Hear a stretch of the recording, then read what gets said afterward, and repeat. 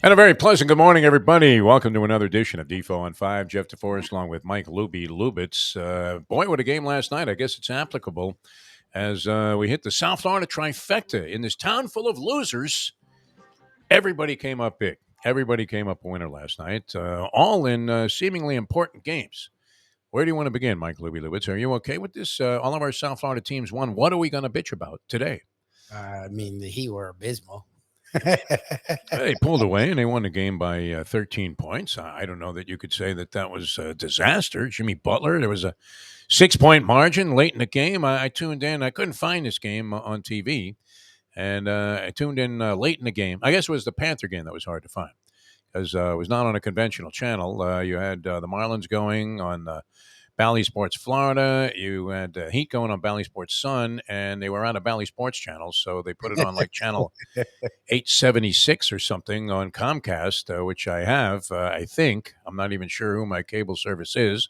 It's paid by the homeowners association, which is part of a very fat and exorbitant fee. Yeah, your thing is nuts. Being classified as a condo, even though the place is a townhouse, is not a good development. It's almost like being in court as one of Donald Trump's lawyers trying to go, there are 34 charges, Donnie. You didn't do anything? Nothing? Nothing. You sure you're not telling us something? Exactly. What a sanctimonious prick this guy I is. love it. Unbelievable. And these supporters are out of their mind. My favorite is he talks after and everything he says is a lie. He doesn't even care anymore. All total BS. Yeah, it's amazing. It's just flat out lie. And he's got Marjorie Taylor Greene is like a cheerleader. She looks like a UCLA. She should have a UCLA shirt, like a UCLA cheerleader. Looks like one of the USC song girls there with a megaphone and everything. And you're thinking, this is a real nutbag. And Mayo was right. Mike Mayo said that that was one of the worst interviews he's ever seen, that Mike Wallace was probably rolling over in his grave after watching Leslie Stahl almost pulled a Peter Gammons talking to, and Leslie Stahl is a respected journalist, is she not? 60 Yeah, Minutes, been there forever. I think she, was there before Morley Safer was even born. I don't think she's that old. Doing these stories forever. She's been there Like a long 120, this woman. She's Methuselah. And the best she could do after saying, well, you said all Democrats are pedophiles, which is, kind of a bold, broad statement, is it not? She didn't say any when her one follow up was, "What do you mean?" And she's like, "Well, they." So she explains it, and Leslie goes, "Oh, okay. She's like, I guess you didn't do any steroids, Alex." It's like It was Katie Couric doing that interview with Alex Rodriguez. It was Peter Gammons. Okay, next question. I tell you, how do you think the team's going to do today, and what do you make of the American League Central? It's like, what? The guy just said flat out that he never did anything. I mean, no, it's crazy. And I guess that's the take of old Donald Trump. It's always, it's a shame the country is out to persecute this poor guy, man. I mean, have you ever seen a guy more unjustly persecuted than Donald J. Trump? The guy did nothing. Nothing. Yeah, nothing. All of his contemporaries, all of his circle of people are all in jail. His accountant's in jail. His lawyer went to jail. Because he's His main right-hand man, Steve Bannon, is about to do some time. Manafort, his campaign guy, he went to jail. They all got pardoned except for Cohen. And guess what? Cohen didn't care for that. And he wasn't in a position to give a pardon to his accountant. Otherwise, this guy's in Rikers Island. What do you think he's going to have to say once they get him on the stand in these cases? Is it possible at all? I mean, I can't imagine that Donald Trump fudged a bunch of business documents and moved a bunch of money around so that he could avoid detection for paying off a porn star because simply he just didn't want Melania to know, which if Melania doesn't know by now, she's one of them. So how does she not know, right? She at least has I didn't have much respect for her as a first lady, but except that she was good looking. But, she has distanced herself from old Donny Boy. I mean, you never see her in the picture anymore. I guess she was in the golf cart the other day when he was tooling around Mar-a-Lago, no doubt, while shooting a 76 and qualifying for the Masters. You know what? It's really ridiculous that Augusta National keeps Donnie Trump out of the Masters field. I think he belongs in there, does he not, with his golf acumen? That's what he would tell you. And yet, a real circus yesterday. Most guys that are getting busted, the cops come at 5 in the morning and they break down your door. And they start, ransacking the place. They bring you out there in handcuffs and disgrace. They have TV cameras on, the whole thing. They're all ready for it. And this guy's flying off in what? I mean, the size of this jet that he flies. Are we paying for that with taxpayer money, Lubie? I wouldn't doubt it. Oh my God! It's not. That's not a government issue plane. That's him. But I feel like he always has a way of working it. That's his magical power. Yeah, this is another one of those guys that doesn't pay for anything. It's incredible. All right, let's get to the good stuff. The Marlins yesterday, Sandy Alcantara on the mound. Got touched up a little bit in an opening game against the Mets. The Mets, by the way, for you Met fans out there, that were euphoric over that 3 out of 4 series win over the Marlins. The Mets in the last 2 games against Milwaukee, Lubie. Do you want to take a guess at the combined score against the Mets?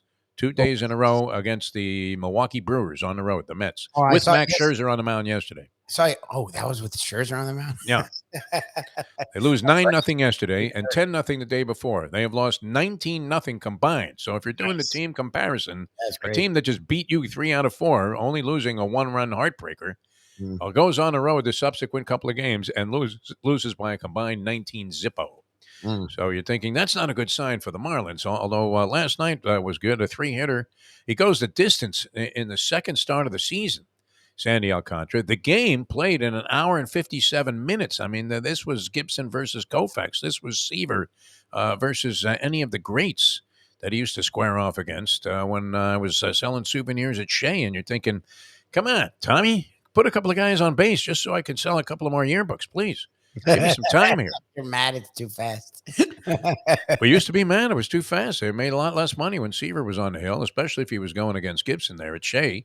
Classic matchups. Now, you couldn't take your eyes off the game, which is another thing, but it was very prohibitive, inhibiting in terms of being able to make a generous amount of sales, enough to make it worth the trip into the city there in the first place.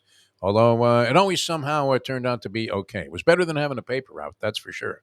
I think my friends were making like $8 a week, and I was making like 800. It was a good job, right? It was better than selling drugs, selling yearbooks at Shea Stadium. It wasn't that much money, but by comparison to the time, if you put in the inflation factor, which is rapidly rising again, Lubie, gas prices, those Saudis, I guess, to cover their losses on the Live Tour, have now decided to stop producing oil and raising the price of whatever is in existence right now to some exorbitant number. So it's going to be like $8 a gallon at the gas pump again, and everybody will blame Joe Biden, right?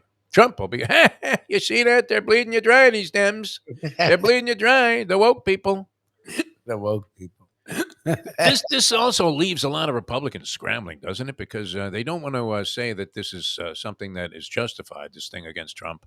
And yet this is like a minor case compared to the other 2 cases that are out there. I guess 3. Yeah. This is the beginning because it's not. This doesn't make you go, oh, we can't go after him. This is the opposite. It's like, okay, if we're going to go after him, cool. Now we can definitely go after him. Yeah, no, the election thing in Georgia is just blatant. I mean, you have them taped on the phone. The worst rat in the world is a telephone. Yes. And the other stuff, I mean, look, it happened, right? The guy's standing in front of on a podium with all of his rat friends and screaming, "Let's go, let's charge!" Like he was Blutarski leading, the attack on the parade at Faber. And then Unbelievable. they went and did it. That was the thing. It's not only he did that and then nothing happened. So you could do like, well, it was just entertainment. No, they listened. Like, Right, and they were waiting for word from him, like he was Schwarzkopf, telling people to go ahead and ride into the desert there. My God. Unbelievable. All right, so the Marlins win. That was good. They're 2-4 now in the season. I love that they needed a Sandy Alcantara 9-inning shutout to win by 1. In game 2, Avisail Garcia, who's been a complete bust. I mean, I'm looking. They had Jazz Chisholm hitting 4th last night, hitting 176. I know it's only a few games, and a couple of hits can turn your average around dramatically, but it hasn't happened yet. I don't know how else any of the other hitters did. And I saw Garcia's home run was gargantuan, hanging curveball. Guess it was a slider, and he knocked it like 500 feet. It looked like Giancarlo Stanton hit this ball. And that was one of, I think, 3 hits that he has on the season now. So your 4th place hitter was batting 176, and he was being backed up by a guy who they were going to pitch to Jazz because they had a guy hitting 156 behind him, which was great. But, seems like a sorry state of affairs, and yet they come out with a win. That's all that matters, right, Libby? It doesn't matter how ugly it is. This was actually a thing of beauty on Alcantara's part. But Schumacher, I don't believe – it's a good thing he's bald. Yeah, you can. He would not have hair by the end of the season, this guy. That would be my prediction. He would be gargling with Rogaine and maybe even jeopardizing his chances and putting himself in a position where he could end up with clown lip. That was interesting. Whatever that stuff you were talking about that was going to be for hair replacement was going to guarantee you prostate cancer. Yeah, supposedly it's very high percentage that you'll get prostate cancer. This stuff will kill you, but Hair. at least you'll die with hair. Holy Katie, who's still alive, by the way. He is alive. Yes. Krylon is a viable solution, is it not? I mean, Ron Popeil made a lot of money off that. There you Then go. he realized that people are probably going to catch on that this is a farce. So he invented the what was that? The Ron Popeil toaster oven, where you could put a live pig in there and end up you didn't even have to bother with that whole thing with the barbecue grill and all that. Just put a whole pig in there, and the little Korean lady in the front, man, way to go, Ronnie boy. Gotta love Ronco. All right, the Heat. You're disappointed. You can't be mad at your teams, Lubie, when they win. I mean, come on, Lubie, give them a break. 118-105. Detroit sucks. They've lost 22 out of 23. Yeah. They are the definition of a tank. Adam Silver should intervene here. It's pathetic. They've had number one picks, the last couple of years, at least 1, 2, 3 in the draft. Cade Cunningham has disappeared. He must be injured. This Ivy kid had 30 points in the ball game last night. Jimmy Butler down a stretch there when the lead got a little bit, I guess you would say tepid. They were losing. It was like halfway through the fourth, and they were losing to not only the Pistons are the worst team in the league. The Pistons almost beat the Heat the last time. So what did the Pistons do yesterday afternoon? They made it known they were sitting 5 guys from a team that's the worst in the league. Like, they don't have enough people to sit 5 guys. No. So they were like, look, we're not winning this game. There's 4 games fucking left. We're this close to this guy who's literally. Did you see the latest Wemby? He had this putback that was going viral. He did a crossover step back 3. Okay. On the rebound of his own step back 3, he caught it outside the paint in midair and dunked it. You need that man on your team. So if you're the Pistons, you're this close. It's like the Heat and the Raptors. But it's no guarantee, right? I mean, they still have to survive the balls, the ping pong balls. But there's literally 2 above the rest. Like the Rockets and the Pistons are in their own world. So like if you can, and the Scoot Henderson kid's legit too. If you can get one of those 2 kids, you've tanked for good, whatever that is. Yeah. You can't afford to win any games at this point. You're this close. They tried to ensure it, and the Heat still were down by a point with like 6 minutes left. What wasn't Bernie Casey a widely respected coach with the Raptors for many, many years before Nick Nurse got there? It was the Raptors, right? Bernie Casey. What was the coach of? Didn't he do a pretty good job with those guys? I mean, to see this guy, I mean, if you're the coach of the Pistons. Who's Bernie Casey? Dwayne Casey. Dwayne Casey, yeah. Bernie Casey. Who's that? 2 different coaches.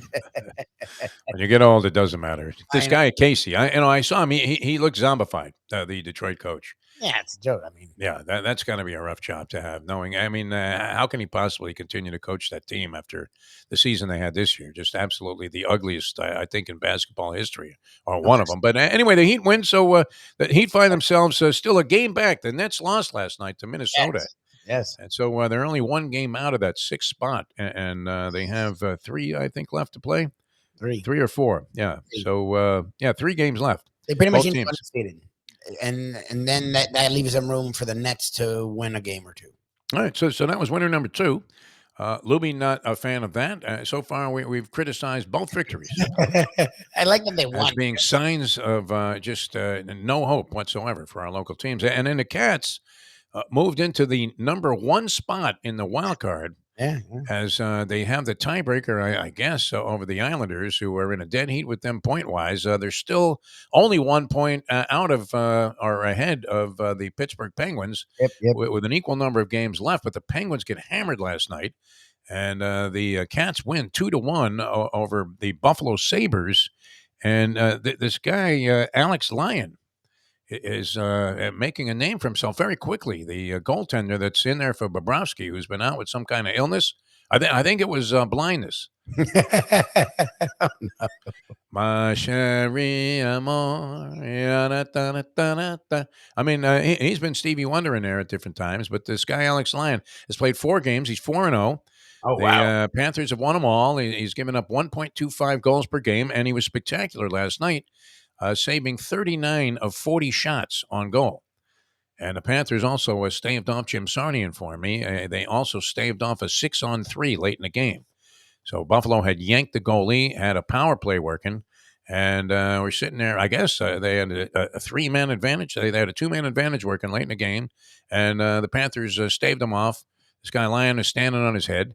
And so they find themselves back into the playoffs, which I think is here we go. Let's criticize all wins, right? Win all three games, the SoFlo trifecta, and still we're not happy with any of it, right?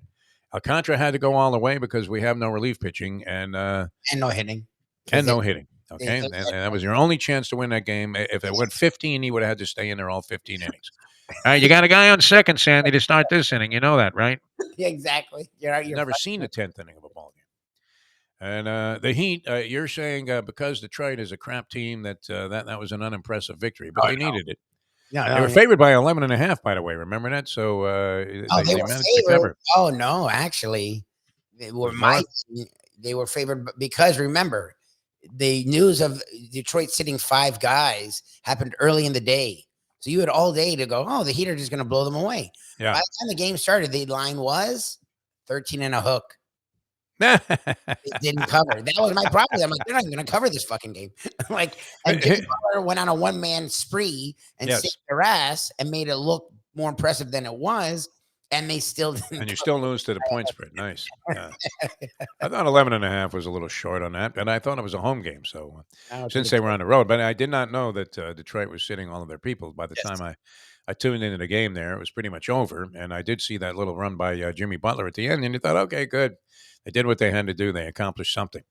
But we're never happy, right? I mean, 3 teams win last night, and we managed to paint a very negative picture of everything here, which I guess is our job as sportscasters. This is like a day where, you hit every race at the track, and then you start bitching to your friend, I could have won thousands more. I tell you what, I don't know what happened. Oh, my God. It's like all of your favorites backwheeled at your backwheeled, your 7-5, your birthday came in all day long, and you're crying on the way home that you don't want to stop anywhere because you really don't want to pay for dinner. It could have been more. We'll leave you with that.